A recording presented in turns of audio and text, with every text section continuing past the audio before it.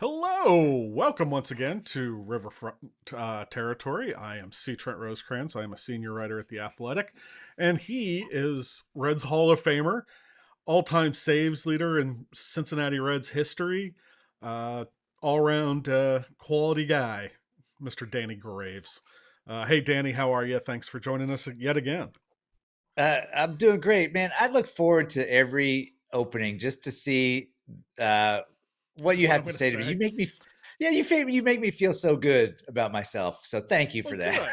good. I think we all need that sometimes, you know. Yeah, Um, and absolutely. we've you and I've both been through some things and done some Hmm. things, so it's kind of nice to just acknowledge good things, and Yes. when things are Yes. going well.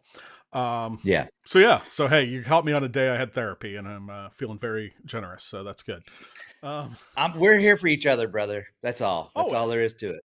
always. Yep. But like, yeah, it's kind of fun. One of the things I love about talking to you and doing this is that you have been a big leaguer, but you also have some kind of you have some distance between that player feeling and that Mm. and where you are now. I was going to ask you real quick before we get on to our subject, but I think this will tie into it. How do you watch the game differently now? That's funny.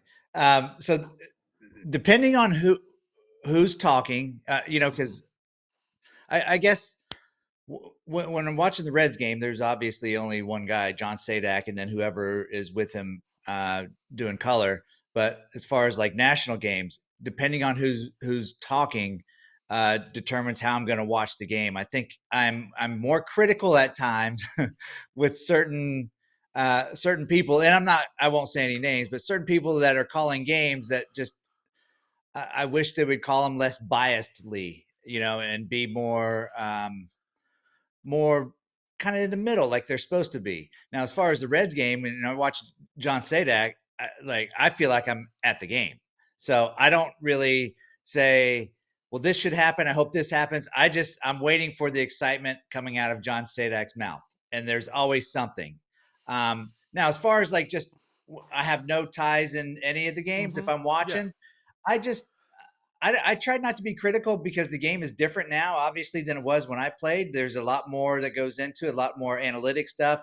There's a lot more of just, I guess, with pitching. There's throwing instead of actual pitching, in my opinion, and hitting. Mm-hmm. There's more swing hard in case you hit it, as opposed to put the ball in play. So I just try to watch and just see how guys are playing the game, and I try not to be judgmental or critical because it's different. And I'm not one of those old school dudes that says this is how baseball should be. I can't believe they're playing it like this, you know? So Yeah. I don't know No, I if I totally answered get your that. question or not, but I think there is somewhat of yeah what I was looking for, and like, so did you watch the World Series? I did. I did, yes. Well, Like, are you able to, I mean, I guess that's one thing. It's like, are you able to just, and it sounds like you are, just sit back and enjoy a game for a game's sake to watch a good baseball game? And we got seven of them in the World Series, so that was pretty cool. yes, and I can honestly tell you throughout the season, I did not watch a game from first pitch to the end of the pitch to the end of the game Mm-hmm. until the World Series. So, because like the World Series games are always going to be exciting games. I feel like they're exciting because obviously the World Series, but it has a lot of the analytics. It has a lot of old school baseball, and it has moving runners over, bunting, this and that strategy. It's like almost what baseball used to be with the new baseball.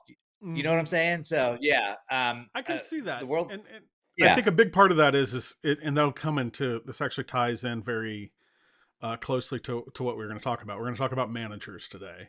Hmm. Because the Manager of the Year award will be announced this week, and Terry Francona is a one of three finalists for the Reds. So basically, like, it's funny. It kind of lends into what you just said. Is I was thinking, when I talk about winning baseball games and managing games, to me.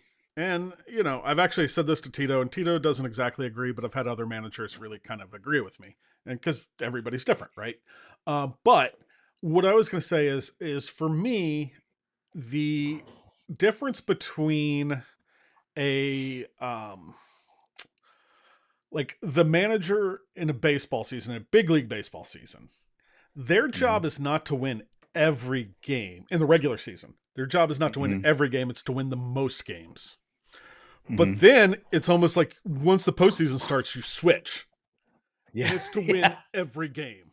Tito Right. says he wants to win every game, but you still have to like think differently. You have to think, okay, if I use this guy tonight, he's not going to be able to go the next 2 nights, or something like that, and because Yep. it does have that, with Hmm. all the time in between the days off and the postseason, that's how you get to see these bullpen games, and it kind of work like that, and not having those consequences. So for me, a lot of that is you're playing the long game versus the short game. And regular season is 162, Yeah. postseason's best of 3, 5, or 7, or whatever it is. Yeah. Well, so in defense of what Tito's saying, that I want to win every game, I think you go into every game managing like you want to win that game every Mm-hmm. single time. But at the end of the day, there's at some points in the game, you know that you're not going to win that game and you have to save guys for the next game. So yeah, I absolutely agree with you with that. Like it's about winning the most games. But yeah, and then when you get to playoff time, it's not about winning the most. It's about, you win every game that you can. You try to Yeah, win every single game that you can. Yeah, and absolutely. and so it's a real balancing act, because again, goes back to things. If I don't know if you know this, Danny, but I write about stuff for a living, so I think about words, and like once I find a way to express it that I think is pretty strong, I'll lean on that. And so my other one about managing is, there's a reason they call him a manager and not a coach, because you are Mm, managing as much as anything, and that's both the game, the clubhouse, yep. everything. Like it is a much bigger job than a coach, um, because you have to again consider everything and not just what's right in front of you. Yes, and just to go back to what you said, I do know that you write for a living, and I love that you write for a living. I even call you a wordsmith, dude. I've there's proof. It's in a text. You are the wordsmith of us for sure. So here's the yeah, college coaches, they call them head coaches. Right. Ma- Big league head coaches are managers. But for that exact reason, I have this conversation with a lot of people outside the baseball world. Like, well, why do you think he's a good manager for this team, and why wasn't he a good manager for that team? Well, it's because he's able to manage this group of guys in this clubhouse better. He's been able to manage and help with this media department as opposed to that media department. There's all sorts of different things that a manager does. And it's not just coaching the game of baseball, it's managing a bunch of different players and personalities. If you can't manage a certain personality, it doesn't matter how brilliant of a baseball guy that you are. You have to be able to manage so many egos in a major league clubhouse. How do you do that? Not just a regular Joe Schmo that's a genius in baseball can come in and do Mhm. that. Well, and also I think a lot of it is timing too. There's the best managers. You don't see those guys be there as long as you used to, because sometimes the message just wears thin, Yeah. and or maybe you're just not connecting with this group, or that could be players, it could be front office, it could be whatever. Hmm. There is so many things that have to go right for someone to be considered a great manager, and usually it starts with a really good team. um Yeah. and that's a big part of it. So yeah, so actually let me ask you a little bit. You played for several different managers Hmm. in your career. What what is it as a player that you're looking for from a manager? So just somebody that's got my back, somebody that, and I think most players will say that. And what I mean is, if you have a bad day and you're accountable for your actions, you want your manager to say, "Hey, I got my dude's back. If this is what he said happened, this is what happened." Then there's so many incidences that can go on throughout a game that whether you were right or wrong, if you're accountable, your manager's going to be on your side. He's going to have your back for whatever it is to get you out of a certain situation. This is why you see managers go out there and argue with umpires. It's not because they're going to change the call. It's because they're sticking up for their players and making sure that the umpires don't get all juicy with the players. I think a manager has to have great communication. You want that from somebody. You don't want to go into the clubhouse every day not knowing um, what to expect, Mm-hmm. and not, I guess, let me give you some examples with some Yeah, of the perfect. managers that I've had. And Yes. I've had great managers, and I really enjoyed being around all of them. But when I first came up with Cleveland with Mike Hargrove, he's very intense, and he could really get in somebody's face. You've seen him get in umpires' faces so many times. He's a very intimidating man. But he's a very kind dude also in the clubhouse. But I just didn't know what um, to expect. I didn't know if he was going to be angry at me if I didn't do well, or it was just a different aura around him. Great Mm-hmm. manager, he had great players, but I just didn't have that feel for him. And then come to find out later on, people said like he was just different towards the younger guys. Like he was a very veteran type manager, and I get that. I understand that. Um, I played for Willie Randolph in New York for the Mets for a very short amount of time. He was my favorite manager of all time, even though it was only for 4 months out of the season. This guy would eh, he would make it a point to come and say hi every day, see how I'm doing, and it wasn't just are you able to pitch. He wanted to know how things were, life wise and off the field. And this is one of those years that I was struggling mentally, and he was always asking me if there's anything, just let me know, let me know. Well, later in the season in September, I get designated for assignment because they had to activate Steve Traxel. So this was like in towards the middle of August, I think. So I was either going to accept an assignment at AAA or I was just going to get released again. He told me, he said, if you go down to AAA for us, I don't care how great or how bad you pitch. I promise you, I'll bring you back in September. And I'm like, even if I suck, he's like, yes, I'll bring you back. And guess what? I sucked, and he still brought me back. He said, I told you, I told you I would bring you back. So he's always been a man of his word, and those are the kind of guys that players look for. Guys that will communicate, have your back, and never lie to you. Right. And I mean, that's a awesome story about Willie Randolph.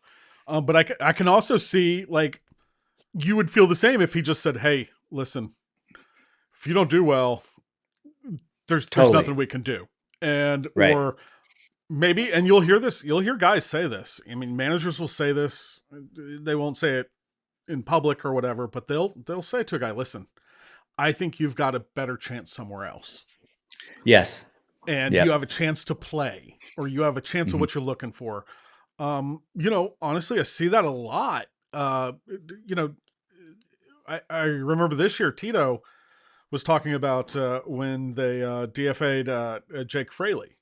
It Mm-hmm. was one of those things where, like, yeah, we probably still could have used him and done all this, but he wasn't going to be his best being a bench guy. That's not where he Right. was going to be.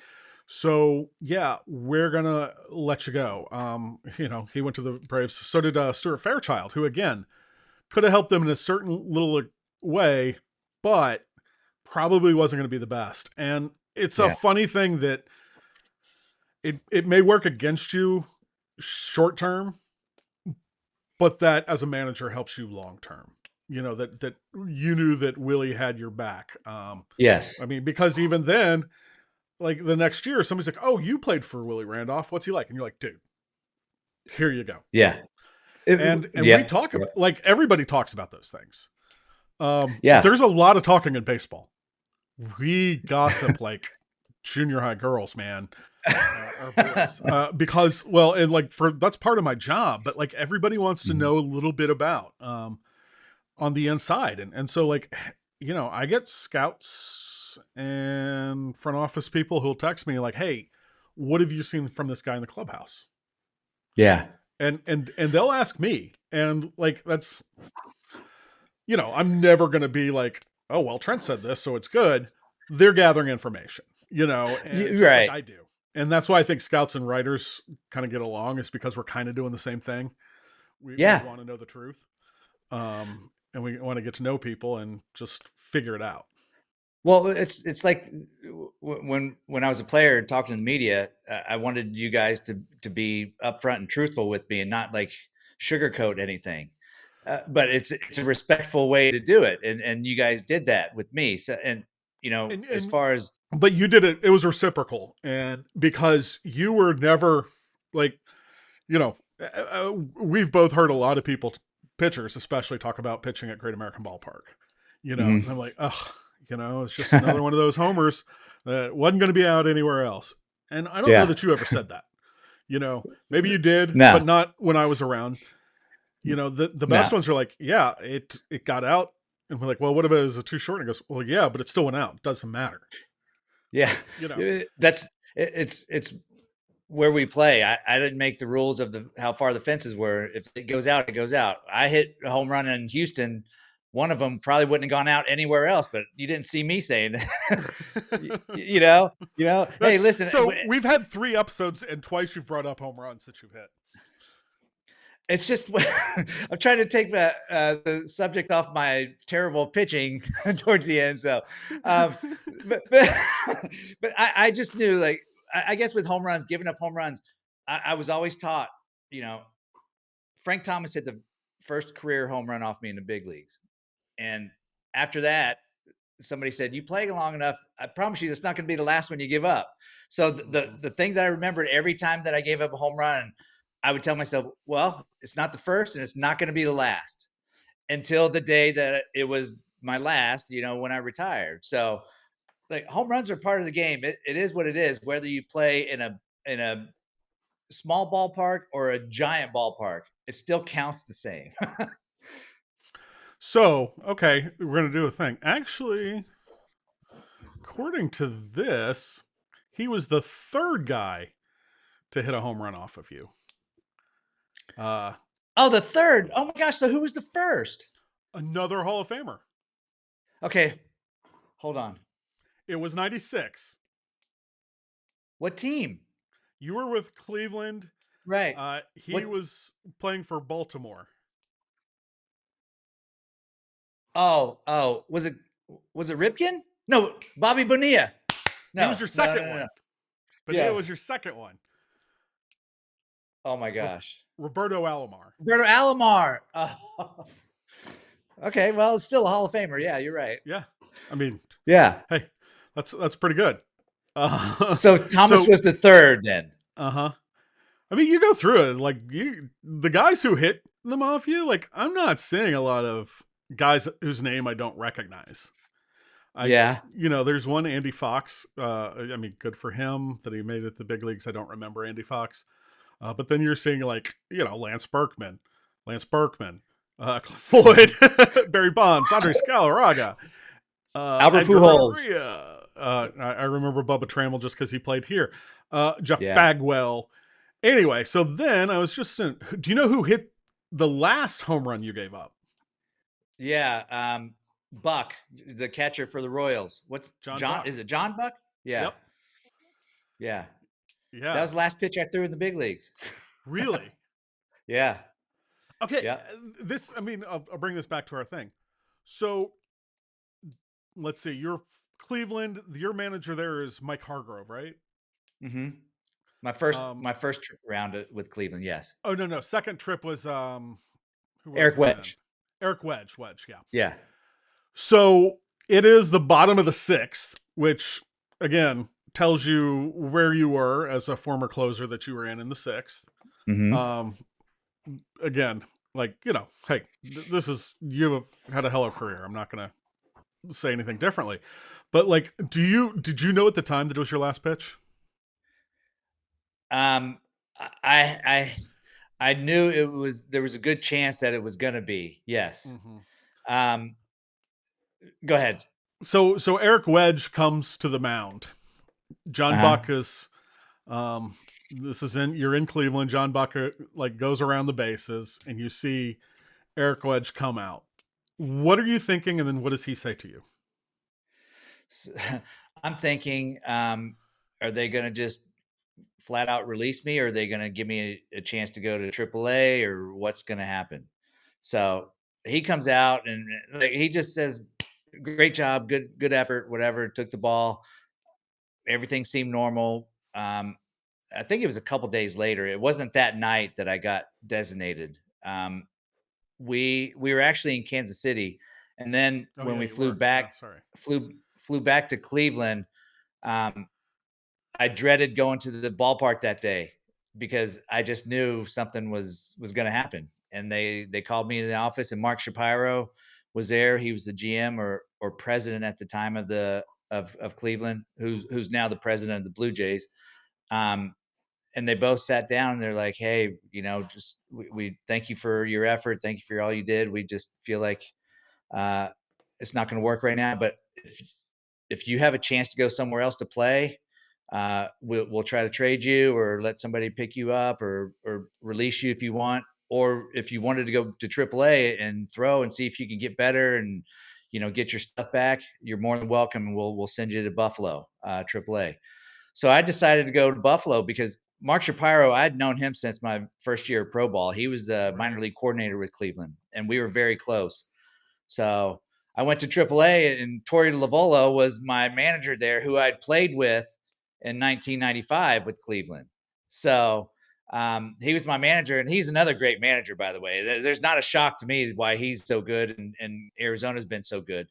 So I went to Buffalo and finished the year playing out there. And I knew I wasn't going to get called up, but I just wanted to keep playing. I was still getting paid big league money, and I'm like, I'm going to just play, have a good time. So, just Cleveland was a great organization. They treated you well. That's awesome. Really awesome, actually. Not to fact check and all that. You did pitch to two more guys after that. Your last pitch in the big leagues was to Mark Grizzolanek, who doubled, and then Oh, Scott Sauerback came in to replace you. oh my gosh. Seriously? So that wasn't my last pitch? Right. John Buck hit a 2-run or 3-run homer. You was your first batter you faced. Then you got Esteban Herman to ground out to second, and then Mark Grizzolanek double to center field and to right center, and Scott Sauerback replaces Danny Graves pitching. Uh, But I could see how, like, for you, like, this is what, 19 years ago. So like, yeah. you Yeah. know, I know that like 2-2 pitch that you came in because you come in. Let's see, the Royals. Oh, so that was a go-ahead homer that Buck hit. So that's Yeah. probably why it just looms. That's what you remember. Like Yeah. you gave up the lead there, and it all happened. So yeah, no, that's awesome. Listen, when we get off here, I'm going to cry because that is the probably the best news of the way that my career ended ever. Because people always say they want their career to end in a good way, Mm-hmm. and my big league career didn't, because I thought I gave up a home run as my last pitch of my big league career. So it's a lot better giving up a double Yeah. than the Yep. last pitch. So, oh my gosh! So thank you for that. See, this is how crazy it was, because I have gone back and looked at certain games, certain starts back in '03, like good ones, bad ones, and pitch by pitch. But I would never go back to that last game against Kansas City to look to see what could have been different. Hmm. And I should have. Obviously, I should have. Well, there you go. I'm almost emotional right now. See, Trent, this is like, I'm not even joking. Like, I almost want to cry. So you know guys who have played for Terry Francona. Mhm. Um, what was your first thought when you heard that the Reds had hired Terry Francona? um, that this team will get to the playoffs, and possibly have a chance at a World Series quicker than people think. And it's obviously wishful thinking, but I feel like if Tito's done this before at other places. It's not like he's just coming in and trying to rebuild.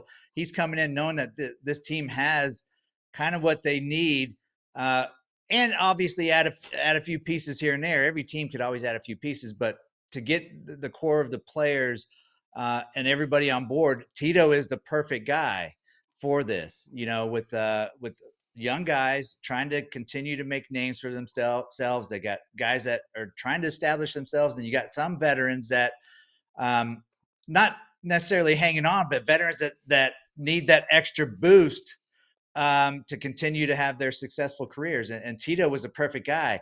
And immediately, dude, I'm telling you, I texted Sean Casey. I said, I need Tito's number. I need you to give me his number right now because I need to call him and tell him how excited I am and congratulations. And I texted Tito, and Tito got back to me right away. And I've never had a conversation with Tito in my entire life.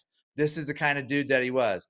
Gravy, thank you for reaching out. I appreciate it. And I'm like, oh, this is awesome. This is so great for the city of Cincinnati. It's funny you say that because, like, I will say what blew me away. This spring was talking to Tito and whatever, and Ian Jabot pitched like 2 games for him, Mm-hmm. and Tito knew all about it. And Ian was like, he treated me like, he called me when he got the job, and he treated me like I'd played for him for 10 years. I like 10 days. Yeah. I didn't know that he knew who I was. No, it's true. And actually, it's funny. I don't know if you know this. It was a former teammate of yours. When I was growing up, uh, my friend that I always played baseball with, we were, so when I was growing up, our little league, or I guess it was Mustang League or whatever it was, we had a draft, and I always got drafted higher than I should have as a player because I had the best team mom. So the coach of the best team always, he was smart. Like Yeah. Jim Anderson was very smart in that he always drafted me because he knew he got my mom, and that was going to be helpful in a lot of That's a ways. good manager. That's a good manager. Right, because you're thinking of the whole thing, not just Yes. whatever. But anyway, the coach, his son was a very good player. He was a pitcher for us, and when I think we were 10 or 11, 10 and 11 actually. We were left-handed when he wasn't pitching.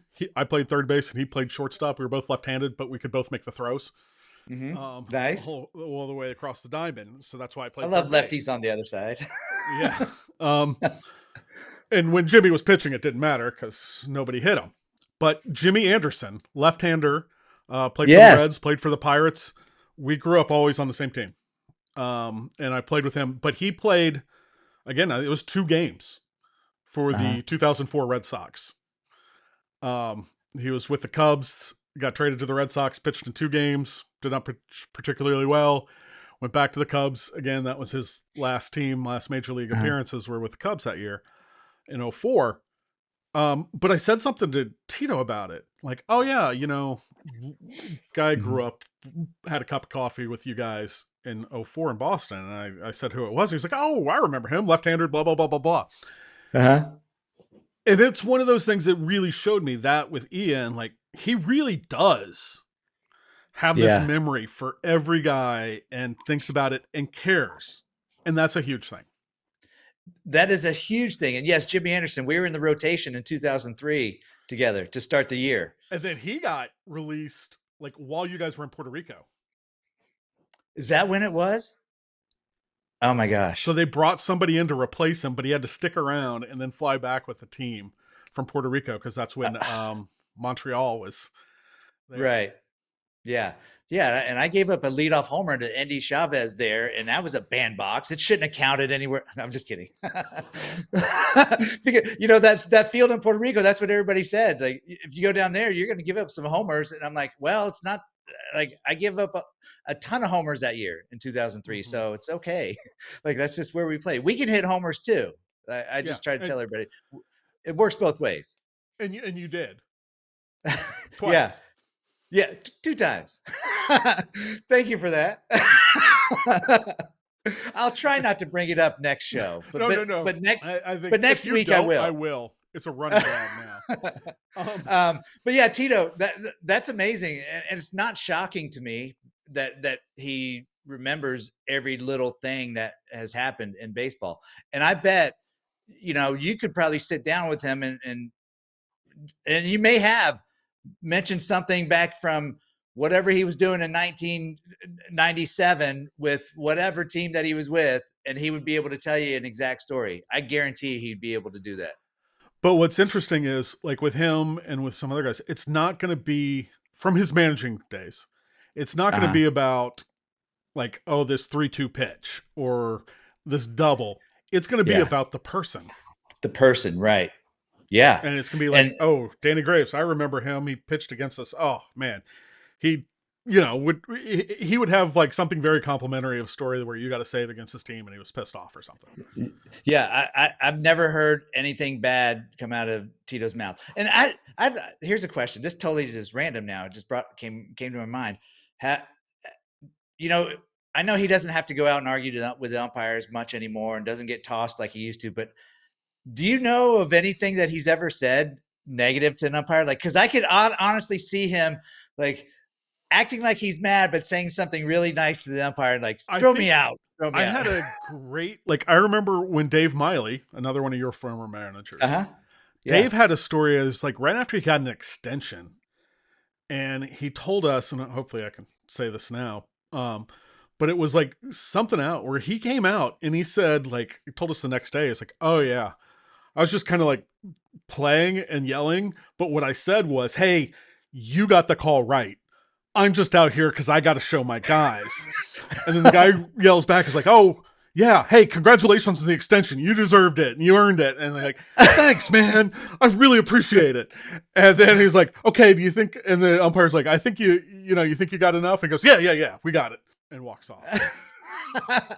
Well, nowadays there's too many people out there reading lips, so you wouldn't be able to get Yeah. away with it now. You'd have to cover up your mouth and say what you need to say. Well, what's funny is when David Bell first started, we had spring training and we're like, oh man, you're a really nice guy. I can't see David. Like, I didn't know if Snapping. David cussed, quite honestly, like in that first spring training. Uh-huh. But I do remember, like, one of the calls I made when he got the job. I talked to a lot of players who had played for him, including I just remember Zach Cozart saying, "Well, those guys will know that David has their back," and he goes, "That's the most important thing." So it's funny when you Yeah. said that. That's the exact same thing. Well, David, I didn't realize if he cussed or whatever, and then the first time, like, I saw him get upset. It was just like this, and it's like Dr. Jekyll and Mr. Hyde. I mean, Wow. it was like you saw it flip, and you're like, oh, I guess he does cuss. Um, Yeah. and, Yeah. but the thing was, it was always about his players and never about him, and I Yeah. respect the hell And out I of that. I love David too. And uh, sad to see him leave Cincinnati because I thought he was a great manager, and um, just because he left doesn't mean that he's not going to be a good manager somewhere. I just think it Yeah, wasn't the right fit at the time, but he went and got him American League championship ring with Toronto, being yeah, on their staff. But he was the same as his dad though. Buddy Bell is probably one of the nicest dudes in the world. Like one I hundred love percent. Buddy Bell to death. And but you get him managing or when he was a player, watch out. Well, it's funny because this is one of my all time favorite stories. Mark Carrig, who's the baseball editor at the Athletic now, Yeah. greatest editor I've ever worked with, but he was also an amazing beat writer. And when he was kind of a national writer, he wrote this story about the term "red ass" and and having the ass and whatever. And Uh-huh. so I just remember him saying, like, sending out to a Slack, like, "Hey, any of these managers, whatever." And I did a thing where I was like, "Oh, hey, David Bell showed us," because I think this was in 18, that first year, and Mhm. like I think David got thrown out like 5, 6 times quickly in the first half or Quickly, something. yeah. And so he did this whole story, and he found an old quote about, it was from somewhere in Seattle. It was when David was playing in Seattle, and the quote was, "David Bell is the quietest red ass you'll ever meet." So I'm telling Buddy about this story, and I was like, "Oh man, it's so great." And you were mentioning having a red ass, but like David, they said this.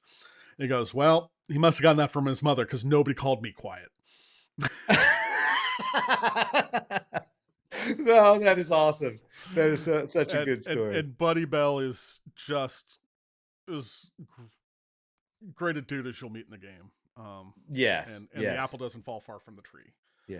Um, And speaking of David Bell, I did give up a home run to David Bell in the last time I faced him too. So I mean, there's okay, another. Yeah, not about my home runs, but about me giving up a home run. but you never gave Terry Francona never got you, so that's good. Yeah, yeah. I'm not that old, dude. No, you and I are similar ages, so it's okay. Yeah, I got it. yeah, I got it. yeah. Well, cool, man. We have gone longer than we were supposed to yet again. Funny how that happens, This is. right?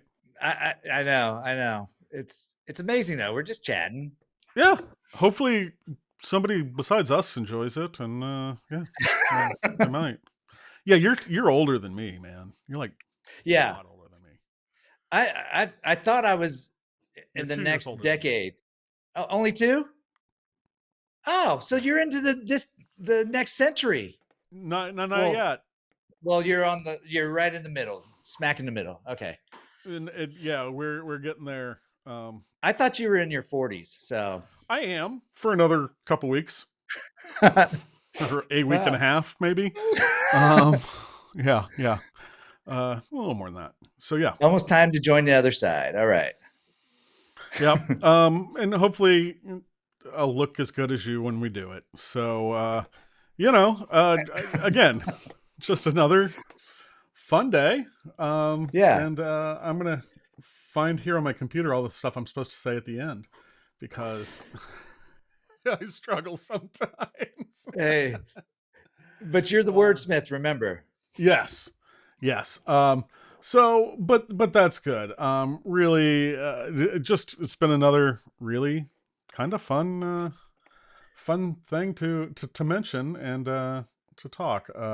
Yeah, I think we at another point I think we could talk even more about Tito and like the stuff in the clubhouse that you see and you get to talk to him Yeah, about that the average Joe or the former players don't really get to see or hear what happens. I mean, I would love to dive deeper into that at some point.